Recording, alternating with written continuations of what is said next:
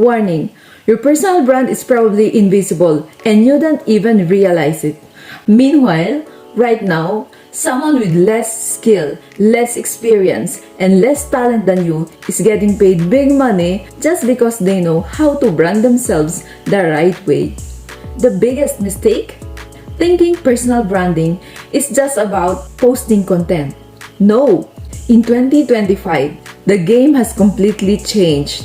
And if you're still using outdated strategies, you're losing opportunities, credibility, and income.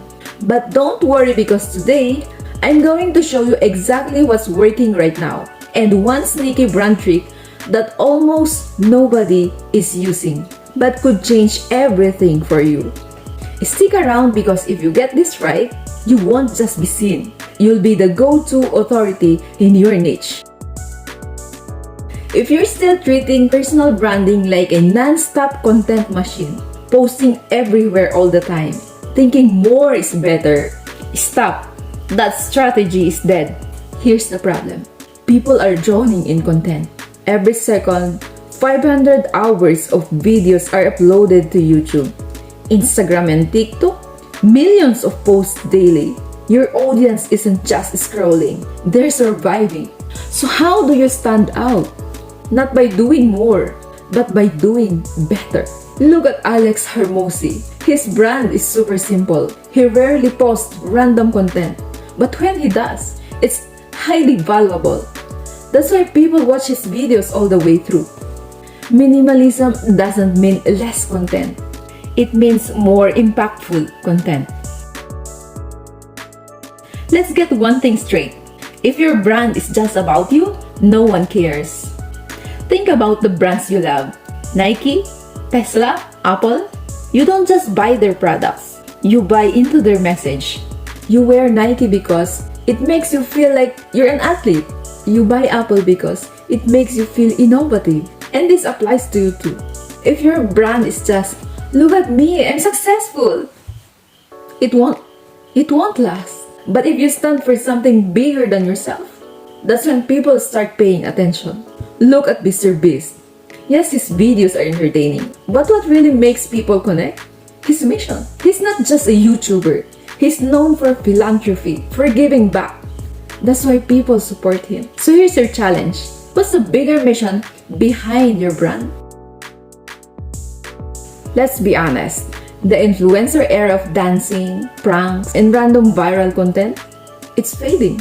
In 2025, people don't just want entertainment. They want value. And that's where expertise influencers are taking over. Look at creators like Vanessa Lau or Neil Patel. They don't go viral for trends. They go viral because they're teaching something valuable. Their content solves problems. And that's why people follow them. Now, I know what you're thinking. But I'm not an expert. Guess what? You don't have to be the best. You just need to be a few steps ahead of your audience. So here's your move. Instead of just posting content, become the go-to person for something valuable. Teach what you know, share insights, solve problems. That's how you stand out. If you're still doing everything manually, posting, editing, writing, responding, while your competition is using AI, you're already falling behind. The smartest brands in 2025, they're using AI to scale faster and smarter than ever before. 좋습니다. 뭐야? 첫 번째 탈락자가 나왔습니다, 여러분. 누가 다 왔구나. 손에 닿은 거야? Pantalla. DJ, tocaste tu círculo. Still think AI is just a trend? Think again. AI is already being used to write content, create videos, automate engagement, and optimize branding strategies. AI won't replace you, but if you're not using it to your advantage, you're letting others outrun you. So, can you comment below? Are you using AI for your personal brand yet? Type yes or not yet. Would you rather have a 100,000 followers or 1,000 loyal fans who actually buy from you? See, for years, people have been chasing followers. But in 2025, The real power is building a community. The biggest creators, they don't rely just on social media. They have private spaces where they build real relationships like Patreon memberships or exclusive Discord communities. So instead of just posting content, start creating spaces where people can connect with you. That's how you turn followers into fans. Can you tell me in the comments, what's a community you'd love to build? Coaching? Mastermind group? Private network? If you're trying to be for everyone, you're actually for no one. The biggest personal brands aren't casting a wide net. They're going deep into specific niches and dominating them. Take Turi Dunlap for example. She didn't just build a finance brand, she became the financial feminist, specifically helping women take control of their money. That's why she stands out. The more specific you are, the easier it is for people to remember you.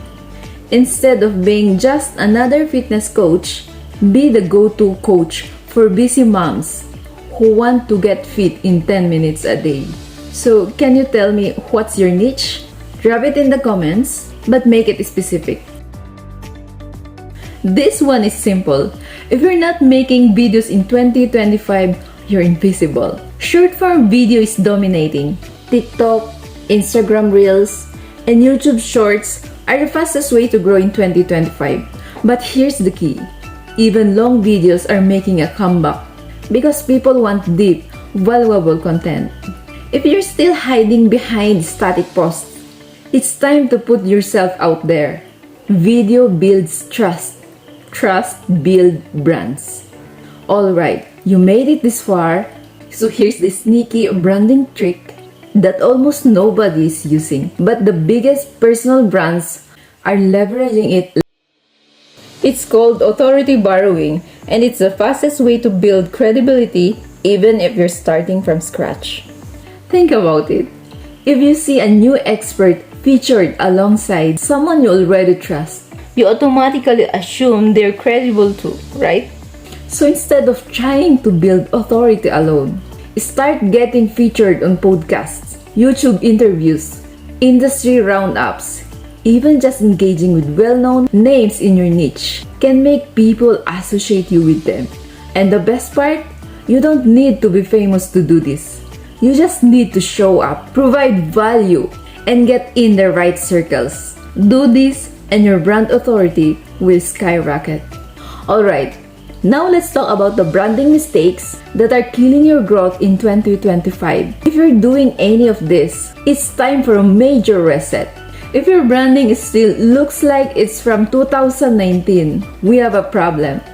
A lot has changed, but some people are still making these mistakes. People don't want perfection. They want connection. So if your brand feels robotic, out of touch, or just plain outdated, people will scroll right past you. If you're still doing everything manually, while your competition is using AI, you're already falling behind.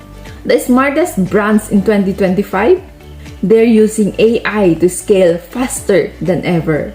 Let me be clear, if your entire personal brand lives on Instagram, TikTok, or YouTube, you're building a house on rented land. Platforms change, algorithm shift, and if you don't own your audience, you're one policy update away from losing everything.